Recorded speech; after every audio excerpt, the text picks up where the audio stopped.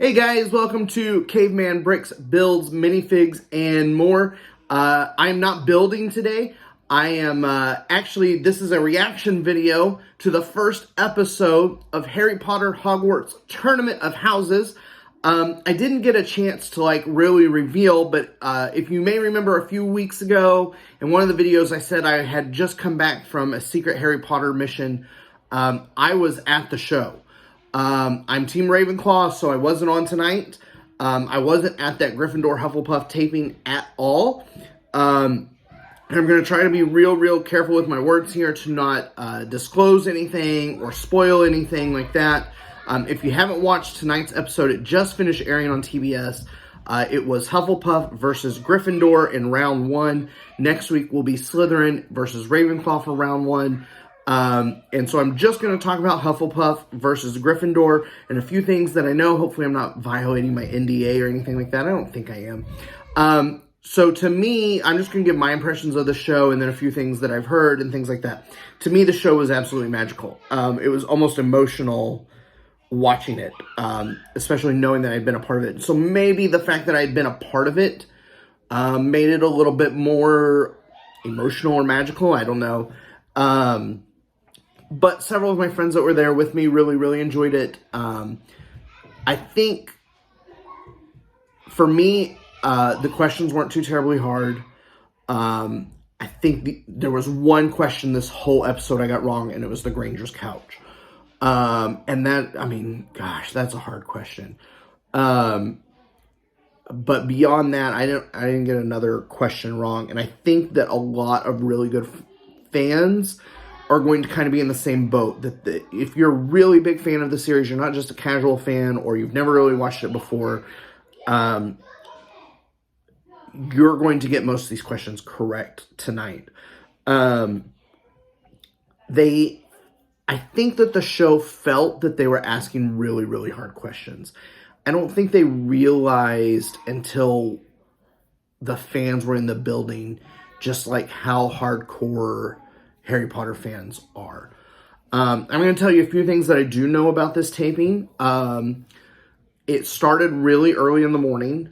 They taped the Ravenclaw Slytherin episode right after it. So we came and lined up and were outside the studio the whole time waiting for this episode to finish recording so that we could go record our episode.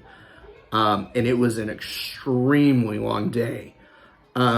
I know at one point in time they had to stop recording because of an incident with a Hufflepuff audience member. The incident that we had been told in line is that the audience member had gotten sick and had thrown up. The story we found out later is they thought the audience member had thrown up, but what had actually happened is they had choked on water because they were trying to drink it so fast because they were so worried about the mass that they choked on their water and then kind of threw up the water that they were choking on. There's conflicting stories on whether or not that audience member got to come back, but they did have to stop for a little bit for that. And they were having some technical difficulties. That video board that you see a whole bunch did not run as smoothly during the taping as it did on the show. The other thing is that they definitely told the team representatives to talk out their answers. I feel like this was maybe for the casual fan or for the non-fan so that they could kind of go through the reasoning. And I think that's one of the things that's going to really bother the true fans, because the true fans are like, it's this answer. I don't need to talk about it. I don't need to wonder about it. But I get it. I get why they're doing it. You know, they're trying to add to the drama a little bit. David was stupendous through this episode. Oh my goodness, did he carry Team Hufflepuff. I'm not sure without David, I'm sure there was another great Hufflepuff contestant available, but my goodness, was David on fire. Props to that guy, especially being 77. Amazing. We did hear a lot of kind of rumblings that the Gryffindor team was a bit dramatic, was the word that was used.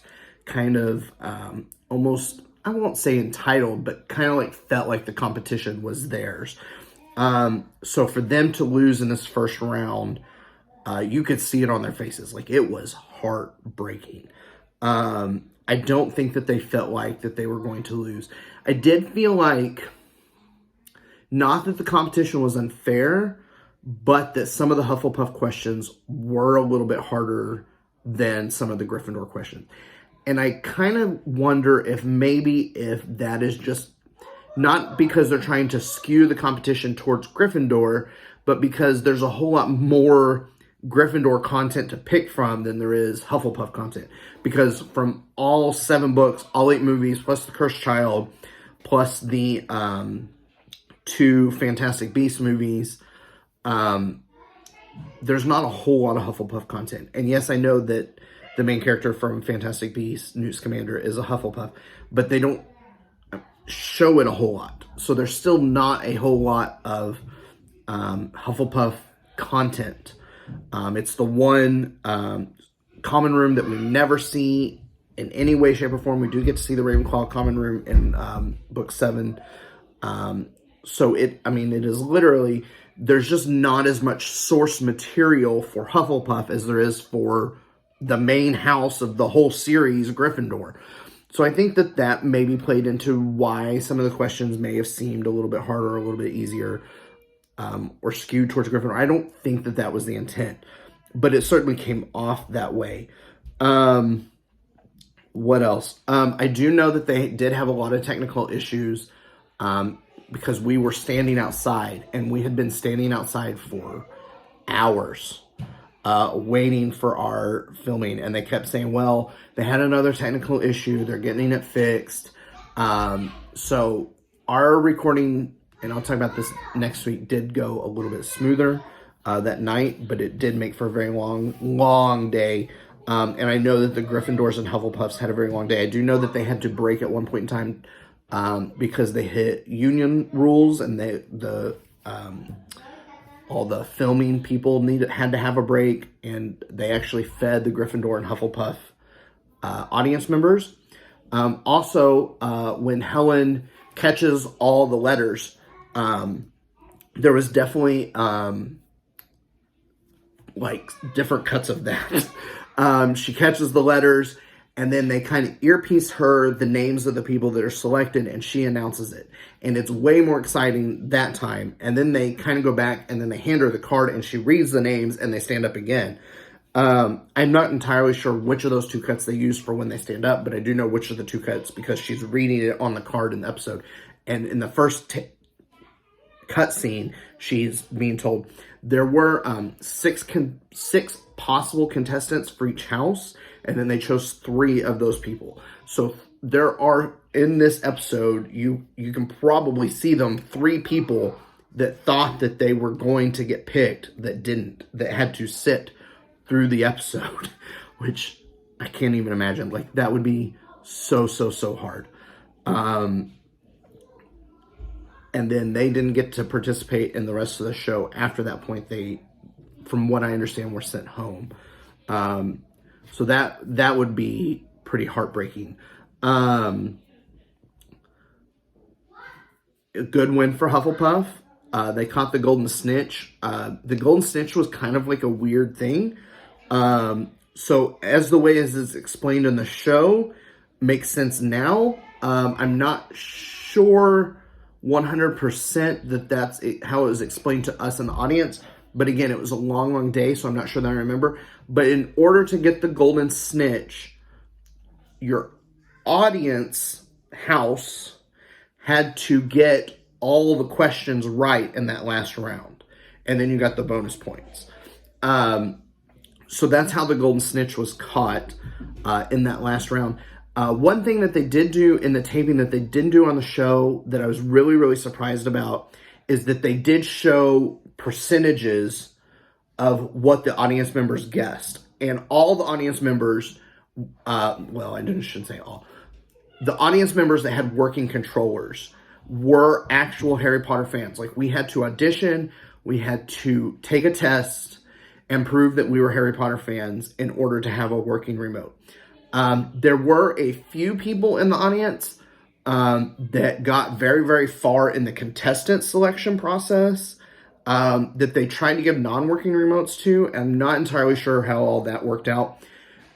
Because of COVID and a few other, and moving some dates, not every single person in the audience is a Harry Potter fan. There are a few seat filler people, and they had dummy remotes.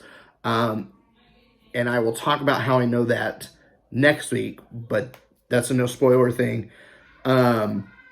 So definitely, the majority of the audience, though, is Harry Potter fans. They wanted to be there. They auditioned to be there. They had to pass a test to be there. And so that's why the audience does so well answering some of those really hard questions, because it's not just random people. It is Harry Potter fans for sure. I live in the Dallas area, and I flew out to LA to go and be a part of this show. And I met people from all over the country: Florida, Minnesota, Louisiana, Nevada, California, all over the place. So it was really, really cool. Great first night. I can't wait for next week. Keep an eye out for me, because I will be in the audience next week on the Ravenclaw side.